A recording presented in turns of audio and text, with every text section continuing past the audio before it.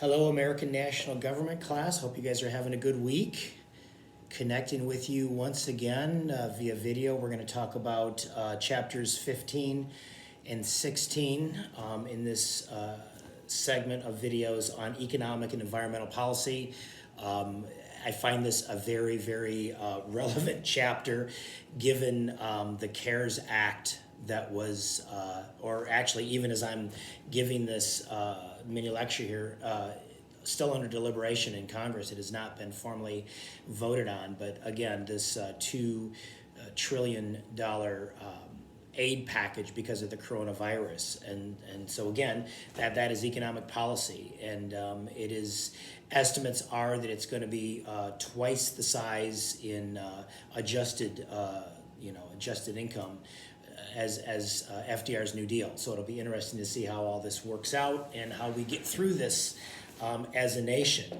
So anyway, let's talk about that. Hopefully you got your PowerPoint that I've already sent you and you can look along here. But if you look at the second slide, it kind of gives you an overview of what this chapter talks about. One of the things, when we're talking about economic policy, a lot of it has to do with government intervention, the federal government intervening within the economy for the purposes of creating economic efficiency and equity. I mean, one way that the government can promote economic efficiency is getting its hands off of the economy completely. But then you deal with a lot of issues within monopolization and things going on. Again, you only have to think of something like Amazon and how it's become this online ordering behemoth, and how a lot of these mom and pop stores have gone out of business. You look at malls throughout the nation, basically going out of business because so much business and commerce is done on the internet.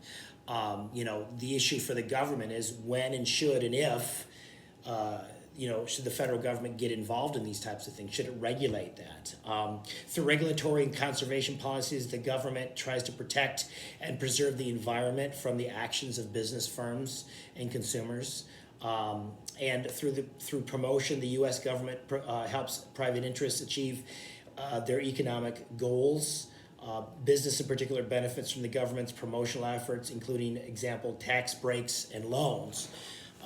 With this coronavirus aid package, that's exactly what the government is trying to do. They're trying to push out taxation, just simply for every American. In particular, the due date for taxes has been shifted from April 15th to July 15th. Again, this is where the government can step in. And again, depending on whether you're a free market capitalist or you're more of a liberal that tends to desire government regulation. It's just really interesting right now where the very government that is stopping so much business right now is the same government that is stopping business right now because they're trying to create this social distancing, is the same government that's got to step in and help people. It's interesting, my brother-in-law works for a car dealership here in Bridgman, and the police, they remained open for 3 days after the stay-at-home order was initiated, this executive order by Governor Whitmer. And yesterday the police came in and shut the place down. Because of, mandated social distancing, they're trying to come in, and it's a little bit interesting and I believe a little disturbing and draconian when the government has to step in and shut down businesses, but by the same token, they're also having to give people a lot of breaks. And so that's some of the things we'll talk about in this chapter, and then we'll talk about fiscal policy and monetary policy.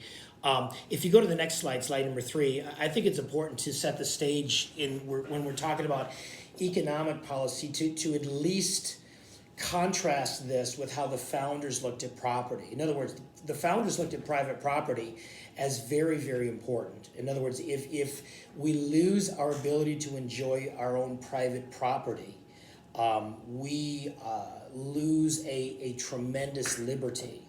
that, again, contrasts that with a communistic country where private property is not honored by the government, and how the government can come in and seize your property for various reasons. It can seize factories and things of that nature. So I want to read a very famous essay that James Madison wrote called On Property, that gives a great example of how the founders looked at private property.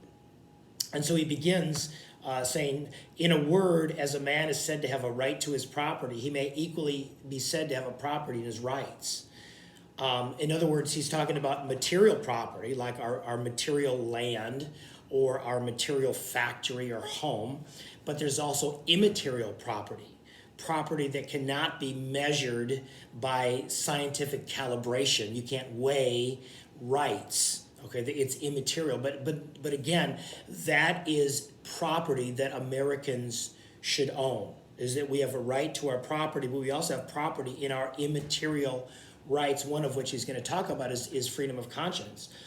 He says, "No man is safe in his opinions, his persons, his faculties, or his possessions. Where there is an excess of liberty, the effect is the same, though from an opposite cause. Government is instituted to protect property of every sort, as well as that which lies in the various rights of individuals, as that which the term particularly expresses.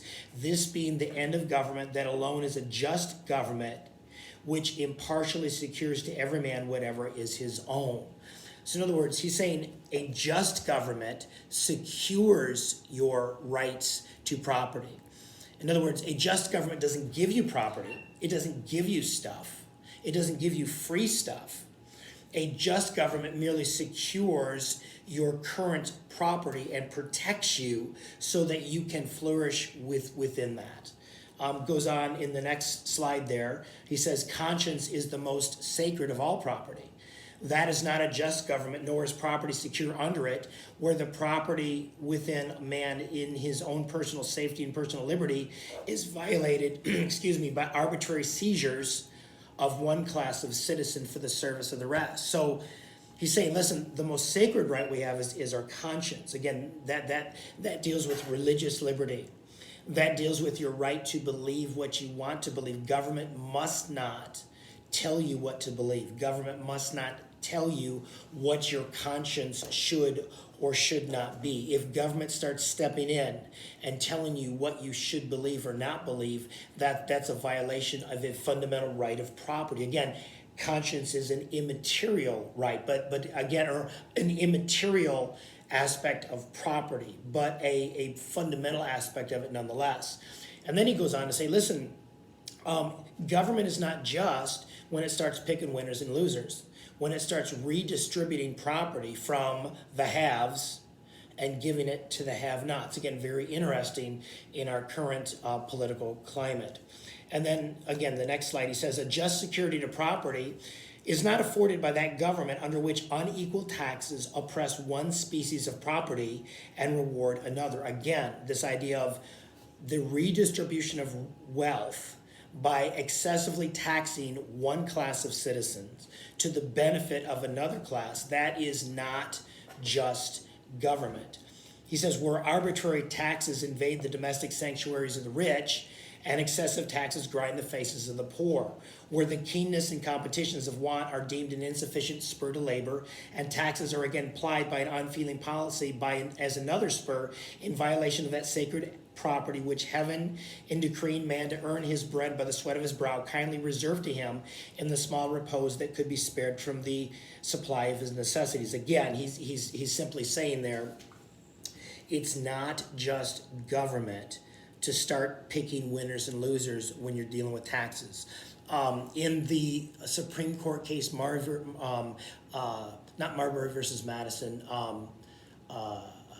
the McCulloch case, the case that dealt with the taxation of the bank, Marbury versus Madison. McCulloch, the McCulloch case. The Supreme Court said the power to tax is the power to destroy. And so the founders were very concerned about giving the federal government broad powers to tax, in particular, picking winners and losers, because you can destroy people through the taxation policy. And then the last slide there with regards to on property, he says, if there be a government then which prides itself in maintaining the inviolability of property, which provides that none shall be taken directly even for public use without indemnification to the owner, and yet directly violates the property which individuals have in their opinions, their religion, their persons, and their faculties, nay more, which indirectly violates their property in their actual possessions, in the labor that acquires their daily sustenance, and in the hallowed remnant of time which ought to relieve their fatigues and soothe their cares, the influence which will have been anticipated that such a government is not a pattern for the United States. If the United States means to obtain or deserve the full praise due to wise and just government, they will equally respect the rights of property and the property in rights. So what's he saying there? Again, don't pick winners and losers. Don't excessively tax the rich. Don't try to redistribute wealth. Secure the rights of each person to enjoy their property and by their own initiative, create the best world they can. Okay, that's one.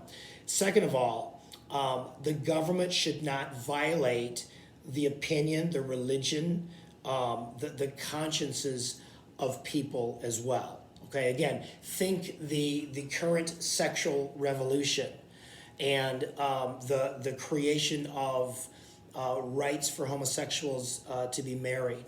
Think of some of these issues with regards to transgenderism and SOGI laws, sexual orientation and gender identity laws. And now suddenly they come in conflict with religious liberty rights. Okay, in other words, can the government tell individuals that have conscientious objections because of freely held religious beliefs against these areas, can the government tell people what to believe? Okay, these are the prickly issues here. And again, Madison is conveying the viewpoint of the founders, in which they felt that, listen, government is not just when it starts reaching into an individual's conscience and telling them what they should believe and what they should think. So again, very interesting for today's era. So anyway, just review that. It's a very important essay. It provides in probably the clearest terms